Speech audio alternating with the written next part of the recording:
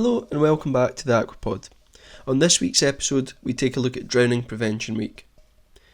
This episode will feature some potentially upsetting content, but we felt that Kirsty's story was one that should be shared, and her experiences and advice about drowning are important to hear. In the episode, we speak to Kirsty Doig from the Darcey Sunshine Foundation, her journey into drowning prevention and water safety in general, and we chat about Drowning Prevention Week. On this episode, I'm also joined by my colleague Erin who is the Aquatics Development Manager for School Swimming, as we chat to Kirsty about her story. Thanks for listening, and remember to enjoy water safely. Delighted to have Kirsty Doig from the Darcey Sunshine Foundation on the Aquapod, and I'm also joined by Erin, who returns to the podcast as well. Kirsty, thanks for coming on, and do you want to tell us a little bit about yourself? Hi, thanks so much for having me. Absolute honour to be here. I'm Kirsty Doig. I'm the founder of the Darcey Sunshine Foundation, water safety has very much become a passion of mine over the past 5 years following our personal tragedy through drowning. So we very much founded the foundation in memory of our little girl, which I'll chat to you a little bit about later. But alongside water safety, my day job is as training manager for the Marine Society and Sea Cadets for the Northern area.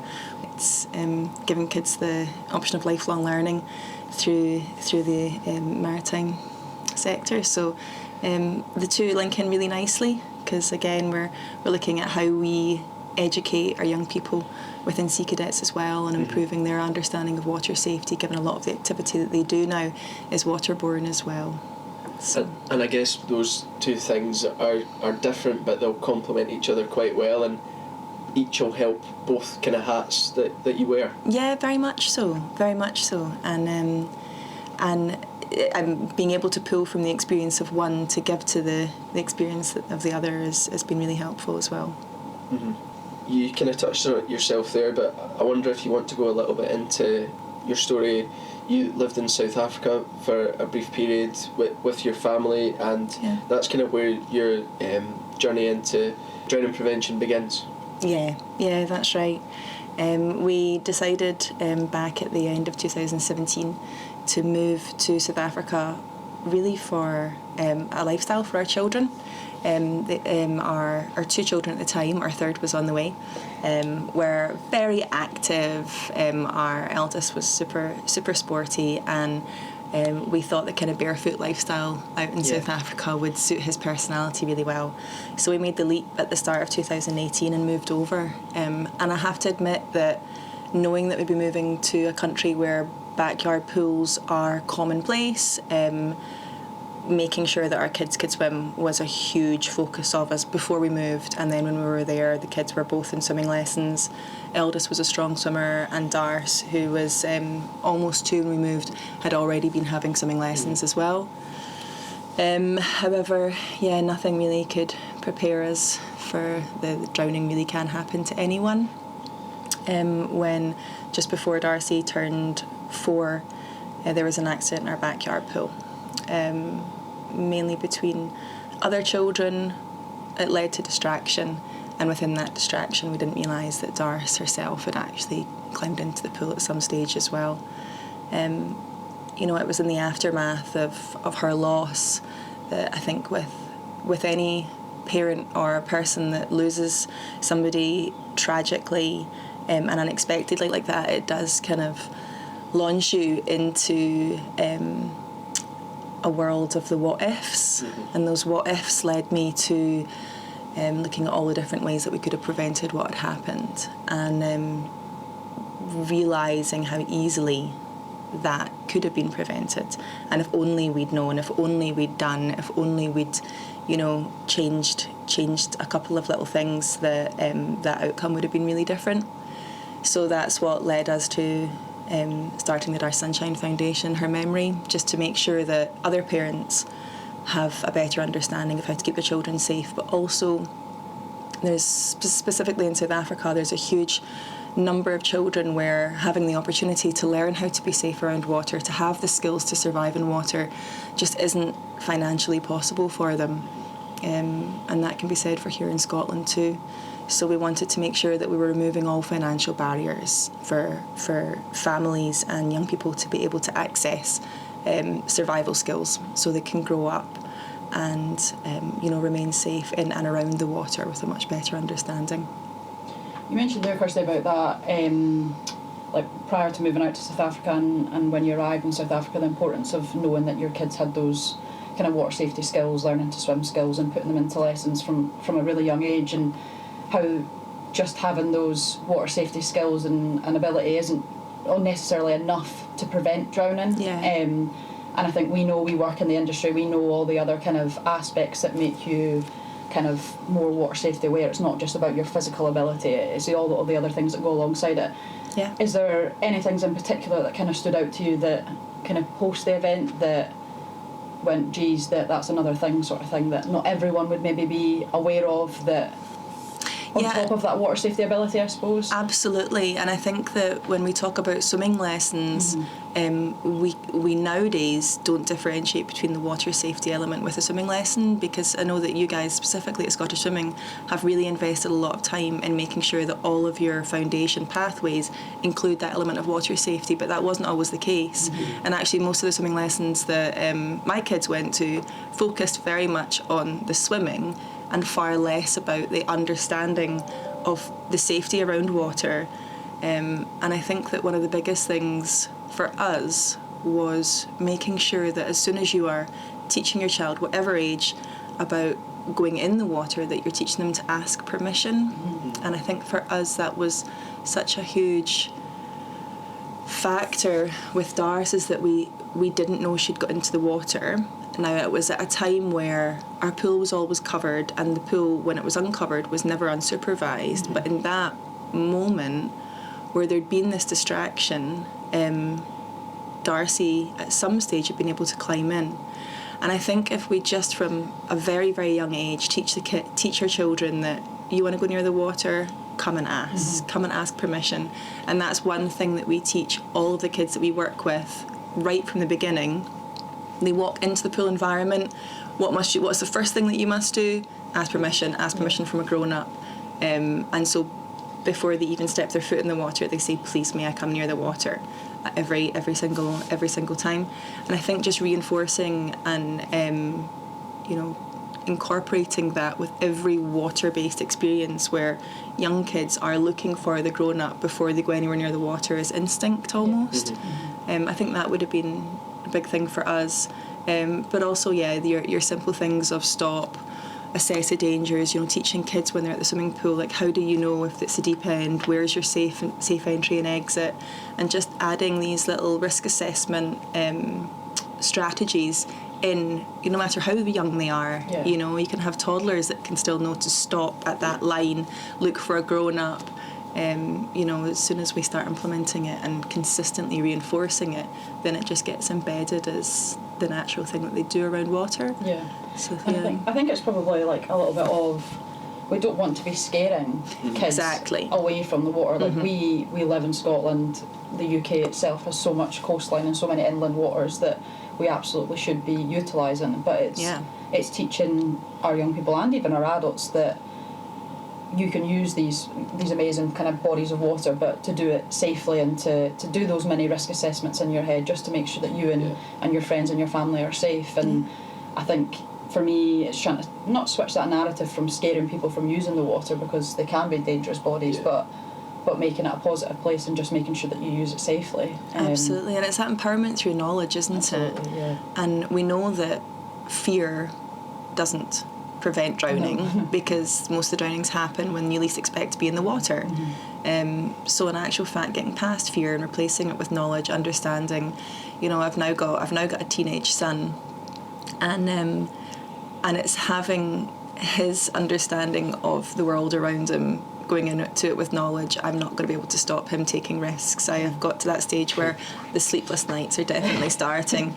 But if he can go out into the world with as much knowledge of how to minimise risks, then all the better. And I think that's what it is around water, isn't it? We won't ever take away the risk completely, but if we can make sure that everyone has the opportunity to be as informed as they can be, and consistent reminders, and that's where the development of the water safety code has been so vital. It gives people these simple 3 steps that they can follow to ultimately keep themselves and those around them safe as well. So absolutely, it's almost just having that respect for the water, isn't it? Absolutely. At all ages, and teaching that at as young an age as possible. Yeah. You mentioned about asking, that's that first stage of that respect, isn't it? And knowing that danger could always be around the corner, and even if you are a competent swimmer and you think you're comfortable in different environments, it might not always be the case, and things can happen. So it's just having that understanding and the awareness of that, isn't it?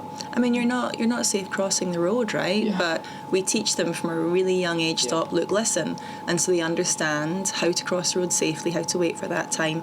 And it's just the same around water. It's putting those processes in place where all people can assess the risk of a situation and then go forward with a little bit more understanding. You mentioned there that obviously the tragic event that happened out in South Africa led to your Darcey Sunshine Foundation kind of being felt. You've touched on it briefly, but do you want to go into a little bit more detail for our listeners and let them know kind of all the work that you do as part of the Darcey Sunshine Foundation out in South Africa, and I suppose a wee bit of the stuff that you do over here in Scotland as well? Yeah, sure. Well, it certainly started out in South Africa. We were still living there for a couple of years at the time, and Darce passed away right before COVID, so it was a very strange time in the world for everyone.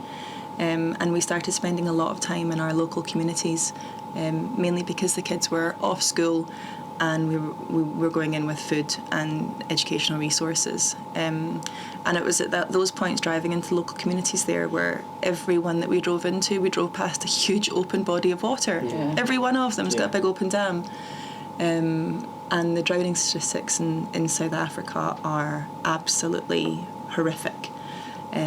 So it was at that point that actually Darcey's swimming teacher herself came to me. We walked along the beach and she talked about getting kids in the water and teaching kids. And I have to admit that at the time I was really reluctant because I was angry because Darcey could swim. Yeah. And we'd spent a lot of time making sure she could swim. And I thought, I'm not doing that. I'm not teaching more kids to swim for more kids to drown. And in actual fact, when we looked at it and I stepped back from my situation, not just that Darcey could swim, but there was a whole load of other circumstances on that day that could have been prevented. I sat with her and we decided, yeah, absolutely, we will teach kids to swim, but we're going to teach them far more than just swimming. We're going to teach them how to assess water, how to keep their friends safe, what to do in an emergency. So we built our survival swim program, which very much starts with the theory, starts with the understanding of the water before the kids even come to the pool and set foot near it. So we started engaging with local early development centres where the kids are all 5 turning 6, which is young. But in South Africa, in a lot of the informal communities, the kids are independently walking to school or around the communities from a very, very young age. So we wanted to catch them as young as we possibly could, but still with the ability to retain and move forward with their lessons. So we slowly started building up our partnerships with local early development centres, and local swim schools started coming on board. And now we work with 300 children this year across various swim schools and ECDs. We cover their transport, and we make sure every child that's coming has their own swim pack with their bag and their towel and their cap, so they can come confidently and safely to the pool and already, be with an understanding, because we give them workbooks, we visit them in school, we do presentations for them as well.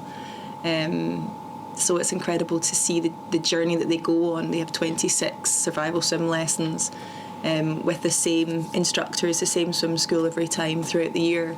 And we're now going into our 4th year with some of our schools, and the difference that having this survival swimming has made in their communities, because it's not just the kids that are getting the education, they're going home to their parents. And a big thing that's actually changed for how we run our programme is that we used to get informed consent from parents. Obviously, you get informed consent, but it would be very much a signature on a very long sheet of information. And we quite quickly realised that that very long sheet of information was not informing parents at all. It wasn't giving them anything that they were actually taking on board. So we've implemented our parent water safety workshops as well, and no child is allowed to take part in the programme unless their parents or guardians have taken our water safety workshop, because we didn't want parents to feel that we were teaching their kids to swim and therefore their kids were now safe around water, because it's not the case. We know that first layer, that first barrier is parental supervision. So we needed to make sure that they fully grasped and understood that. So we now do our parent workshops where we do basic water safety education, and we teach them what to do in emergency and basic CPR as well, which has been amazing because it's gone from informed consent to actual parental partnerships where they are really invested in their child's journey and becoming safe around water, which has then led to much better kind of safety culture within the communities as well, because they're watching out for other children, they're looking out and just being a bit more aware, which has been amazing. And in conjunction with that, we realised that teenagers pose quite a different risk as well from the younger ones. So again, we started with our grade 7s over there, who are the kind of 13-year-olds, and a lot of what they do over there are leadership activities. So we decided to add water safety in as part of their leadership work, which has been amazing because, do you know what? Some of the inspired conversations that they have with their peers within these sessions, we're just giving them the straight facts about drowning, and the way that they view it and come up with prevention ideas, and it's just been incredible, just allowing them to go with it. So that's been a massive addition to what we're doing over there as well. But we moved back to Scotland in 2022, and so since then, Darcey Sunshine Foundation here in Scotland has been so honoured to partner with Water Safety Scotland and the other partner groups like you guys within that. It would be something I would love to see over in South Africa, where you have this coming together of, organisations with a shared mission, creating this really effective shared voice going forward. It is definitely on our radar for helping support happen in South Africa, and we're honoured to be a part of that here.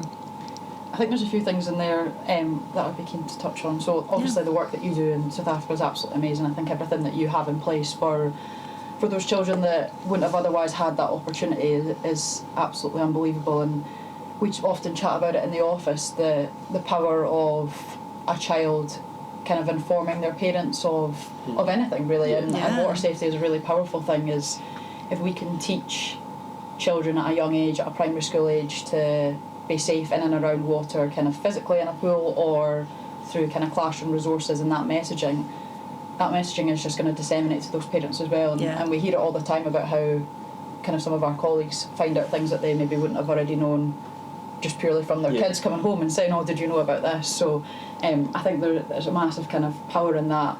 But equally, you touched on providing an opportunity for those that wouldn't have had it out in South Africa, and I think unfortunately in Scotland we're seeing more and more kids not have access to swimming lessons, whether that be cost or transport, and unfortunately that's becoming a bit more of a norm in Scotland, isn't it, where not everyone's getting access to swimming lessons, and the importance of using education time to try and deliver those water safety skills and messaging is becoming more and more important. And I guess the work that we're doing with Water Safety Scotland is really starting to kind of drive that on.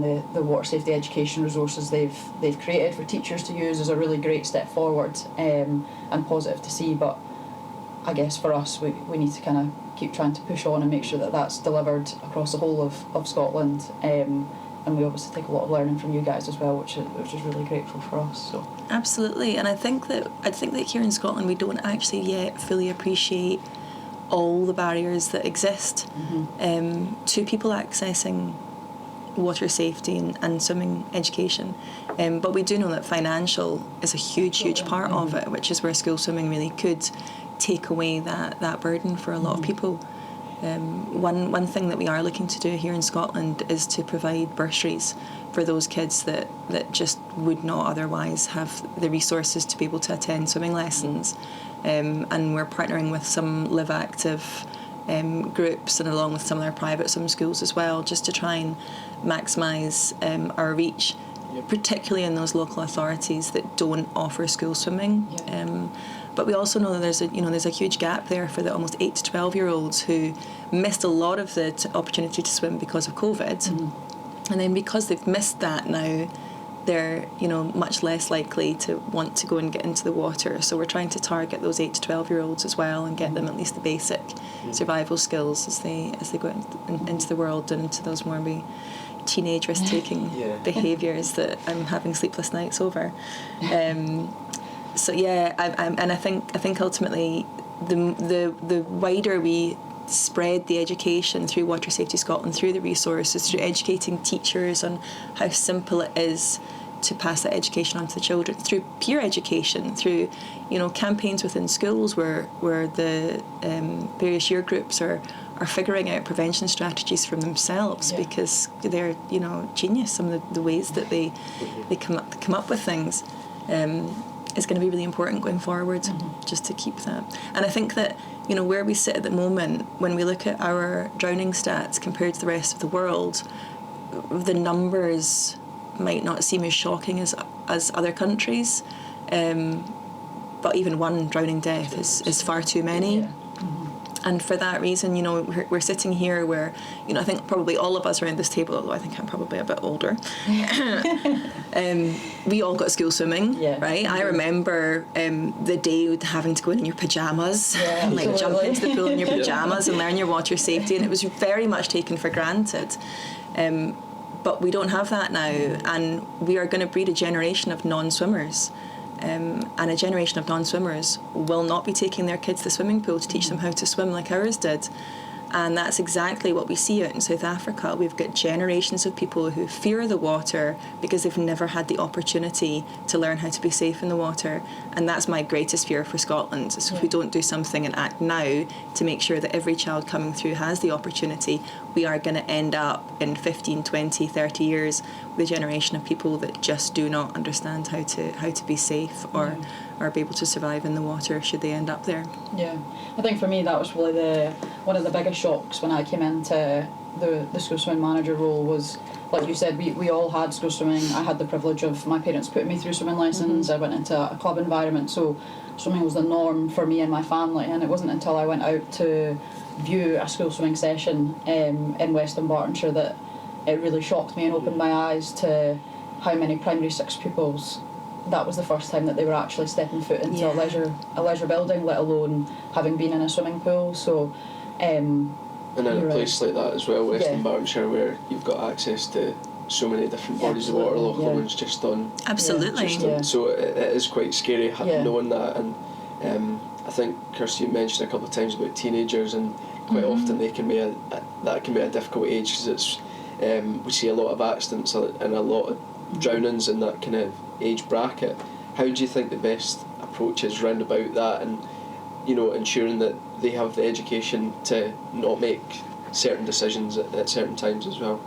I mean, I think it's a difficult one, but the only way to fully grasp how to educate a teenager is by going straight to the teenagers. And I know Water Safety Scotland have engaged a lot with universities about tombstoning in particular, and trying to get a campaign that really inspires that age group. They are ultimately the best educators in the world for their peers. It's a tough one. Like, you're never going to remove risk-taking behaviour altogether.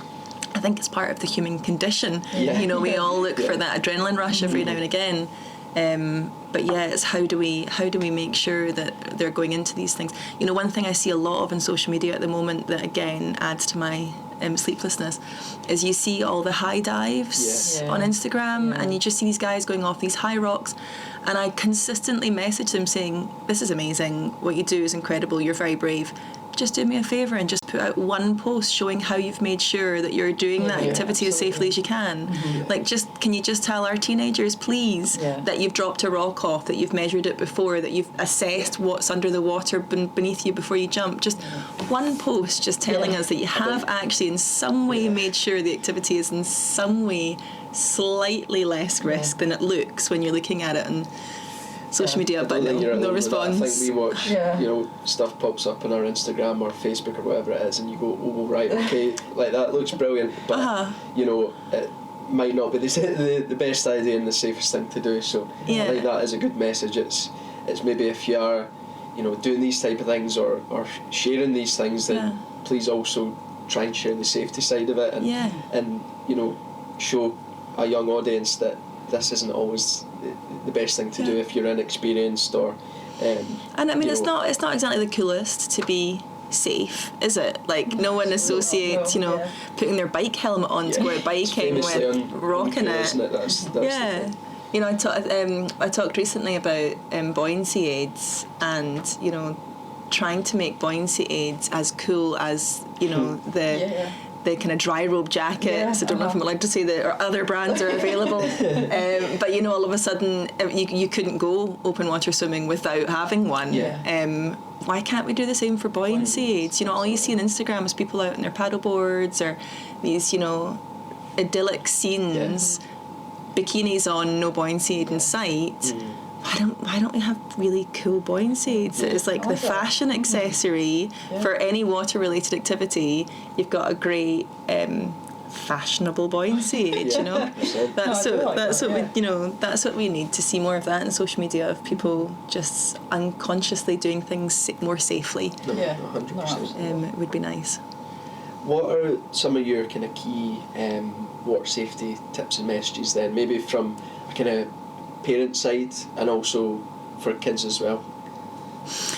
Yes, I mean, I think ultimately, clearly we've got the water safety code, which I think as soon as we get that embedded into every single home, where every single person, you can say, do you understand, do you know what the water safety code is and what it means? Yeah, stop, spot the danger, stay together, stay close, and in an emergency, call 999. I think if we can get that into every household as just a simple, roll off the tongue. But I think specifically as we come into the warmer seasons, for parents of young kids, which is where we focus specifically, it's have the conversation about water with your kids. We're not looking to scare them. We're just looking to make sure that children are aware that if you're jumping in the pool on your summer holidays with your floaties on, teach them that they can't actually float without them if they can't, make sure that your children know to ask permission, that they're making sure that they've got an adult with them every time they're near the water, and that when they are in the water, it's active supervision. That's one of the big things that we're trying to bring home in South Africa, in particular with the backyard pools, is if your child is in the water, you are not on your phone, you are not distracted, you are not speaking to anybody else, you're watching that child, and that's where your idea of water watchers comes in really well, because we all know we can't concentrate for much more than 20 minutes at a time. Same goes if you're watching a group of kids have fun in the water, easy to get distracted after that time. So having nominated people who are in charge of watching the water and then switching out every 15-20 minutes so as you're not getting tired, that you can consistently watch. And if nobody's watching the water, nobody's in the water, full stop. It does only takes seconds for something to go wrong. So I think, the making sure that children know to have an adult with them, and making sure that adult knows that active supervision is essential. It's also getting into season for paddling pools and toys in the paddling pool. It does not take very much water at all for a small person to drown. Therefore, making sure that paddling pools are emptied, making sure that toys are removed from them. These kind of things, just to make sure that when you are distracted, when you are in cooking dinner, there's no opportunity for any small people to end up places they shouldn't be. The other one I heard you mention before is round about the kind of colours of costumes and things, and that's one that maybe a lot of people don't know, or they think a for example, a bright coloured costume is maybe the best Yeah. thing to go for, but it's not necessarily true, is it? Yeah. Do you want to maybe go into a wee bit of detail about some of that kind of stuff? Yeah, so, I mean, this actually really came home hard for us, because one of the reasons that we didn't find Darcey for a long time was because she would just hang around in the garden in her little brokies and her little kind of like bikini bottoms, and that was what she'd wear around the garden. Had she been wearing something of a better colour, and you've got your corals and your oranges and your lilies that show up really, really well in pool water, we would have been able to spot her sooner, but for that reason she was under the water all the time. So any time that you're around water, it is so important that you are visible, not just to your parents but to lifeguards, to other people that might be jumping into the water. So yeah, colour swimsuits, really important, particularly for boys. And actually we put out a campaign about this recently, and I went to get my son's swim shorts out the drawer and I looked at them and they're blue. I myself went online to buy him swim shorts and instinctively bought blue swim shorts. They are the same colour as the water. You cannot see them at all under either the sea or the swimming pool. They're useless. So please do not pick blue. Please look at the kind of brighter but almost like neon. So our new swimsuits for the kids out in South Africa are this really bright coral colour, and they look great, but more importantly you can see them a mile off. So visibility is really, really important. I think that's just something that, like, it wasn't until we'd heard you chat about that on the previous podcast that you've been on that it really hit home to us. It was like, geez, you probably would walk into an everyday shop and pick up a pair of trunks for a boy, and the first thing you would do is probably your black swimming costumes. Without a doubt. And actually it's another thing for the open water swimming. A lot of the wetsuits that they wear are black, and we've got toe floats now that are nice bright toe floats for visibility, but having something over the top, like a bright rash vest, something just to make sure that when you are out in the water you can be seen.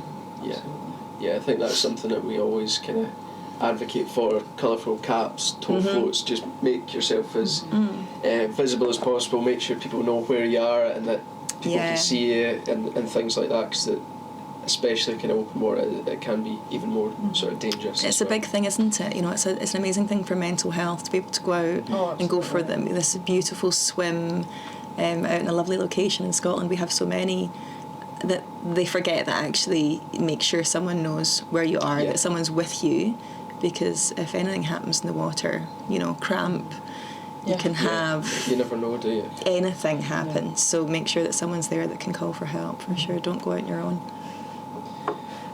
So that probably links us on quite nicely to Drowning Prevention Week, which is this week, and it is the RLSS's week-long campaign to promote kind of the importance of water safety and messaging around that as well. We're delighted to take part in it alongside a number of our national framework partners as well. How important do you think this week is in particular for getting the messaging out there about drowning prevention? Oh, it's vital. It is. It's absolutely vital. And I know that most swimming lessons this week will be having a huge focus on water safety as well. And it's just it's important every day, right? Like anything to do with safety is important every day. But to have a week such as this where it draws the focus, it brings the attention back to it as well, particularly as we move into the warmer summer months here in the Northern Hemisphere. I think it's a fantastic campaign and really proud to get behind it, absolutely. Mm-hmm. I think it's great. We have, you kind of touched on it there, Charlie, that all of our national framework partners will deliver kind of water safety focused swimming lessons throughout this week. A lot of our partners are embedding that water safety messaging every week into their lessons now, but having 1 week specifically dedicated to it, where the kids are getting that water safety code messaging, but also the parents are getting that water safety code messaging. It is really important. And we actually have a water safety quiz out as well, so for kids to take part in. So if anyone wants to get involved in our water safety quiz and test your knowledge and kind of learn a little bit more about water safety, then you can do that on our Learn to Swim website. So I have done it. I did pass. Did you? Very good. I was proud of myself. I did pass. So I guess we would just encourage everyone to kind of get involved in that as well. So yeah, it's a really positive week for us, and we're delighted to be involved in Drowning Prevention Week. We'll also be involved in World Drowning Prevention Day at the end of July at Loch Lomond. So for the last few years, Scottish Women have gone along to World Drowning Prevention when it was at the Helix, and then it moved to Loch Lomond as well with our partners in both those locations. And again, that's just another brilliant educational day for folk to come along to in the school holidays. So if anyone is looking for a fun day out on Loch Lomond, then I would definitely encourage you to come along and meet all the kind of water safety organisations. But I guess, Kirsty, from your point of view, like, how amazing is that day on Loch Lomond? That last year we had beautiful weather for it as well. It was fantastic. And yeah, last year was our first year there, and we supported the day. And it was amazing. I think there was over 3,000 people that came by. Lots of them that actually didn't know about the day, but came down to Loch Lomond and got a whole host of water safety education thrown at them. I think they went home with far more awareness than they started the morning with. But it was brilliant. I mean, for me, the Newfoundland dogs going out to do their rescues is worth coming down on its own. It was amazing to watch these incredible beasts and what they do. Yeah. And yeah, I think even this year it's going to be even more activities for people to take part in. So yeah, it'd be great to see as many people there as possible to support the day, because it is ultimately that, you know, drowning is a real global problem. We know that it's more prevalent in low to middle income countries, but it's still prevalent in you know, in here as well. As we said before, one drowning's too much. So the more we can do to get behind global action to prevent it, the better. Yes, it'd be great to see as many of you down there on the 25th of July. Yes, 25th of July. At Loch Lomond. Kirsty, we thought we'd chat to you a little bit about your kind of involvement in the political engagement that we've been doing recently. Yeah. You know, a big focus for ourselves from the Save Our Pools point of view, from support school swimming as well, and we're delighted to have you as a supporter for that as part of the Darcey Sunshine Foundation. What's that experience like for you? You're obviously involved in the kind of roundtable discussion that we had in April as well. That was terrifying. It was terrifying. You didn't look terrified. It was incredible. It was incredible, and the amount of work that Scottish Swimming had put in behind that to be able to get to that stage, to have those really important conversations, was amazing. It was so well received, and what struck me in that room is the ministers that we were speaking to in the day, it almost seemed to them incredulous that school swimming wasn't still a thing, which surprised me, and it was almost like they sat back like, of course, everything we were saying was... Of course school swimming's required. Of course every child needs to have the opportunity to learn how to be safe around water. Of course. So yes, we will wait with bated breath for an outcome. The evidence that was put forward was so strong. I would be very surprised if the case wasn't strong enough to go ahead and get school swimming across every local authority with the funding required to do so. But hopefully we'll hear them call it in the chamber soon, and we'll have our outcome.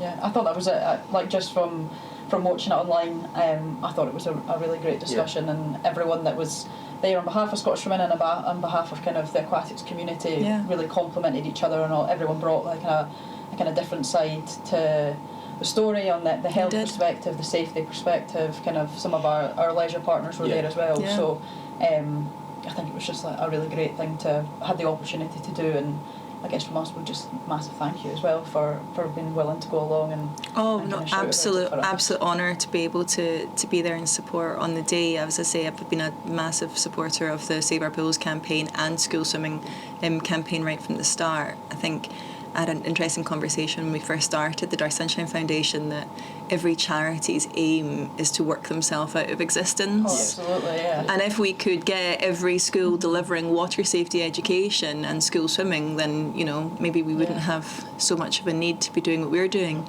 But yeah, no, absolutely proud and happy to support in any way we can. That's funny. I quite often say that as well internally. Is if we could get to the point where like school swimming manager and things like that is no longer needed, then it would be a massive win, and it would just be the best case possible. Happy to work ourselves out of existence for that absolutely. reason. Yeah. Without a doubt. Yeah.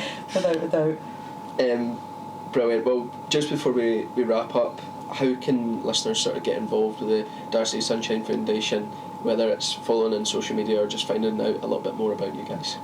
Yep, our website, you can find us at darceysunshine.org, and on social media we are the Darcey Sunshine Foundation. We are always looking for people to come, support, join. If you're a swim school that is looking to take on some extra kids, we are happy to fund bursary places for those within your local community that would be otherwise unable to access. So yeah, by all means, please reach out, and together hopefully we can reach as many people as we can with water safety education. Fantastic. Well, thank you very much for coming on, Kirsty. Yeah, really thank you guys. Thanks for having me. Thanks again to Kirsty for popping on the podcast, and thanks to Erin for joining me to hear about Kirsty's story as well. If you found the podcast interesting and informative, please leave us a review on Spotify or Apple Podcasts, or leave us a like and a comment on YouTube. To find out more about the Darcey Sunshine Foundation, visit their website and their social media pages. Until next time, thank you very much.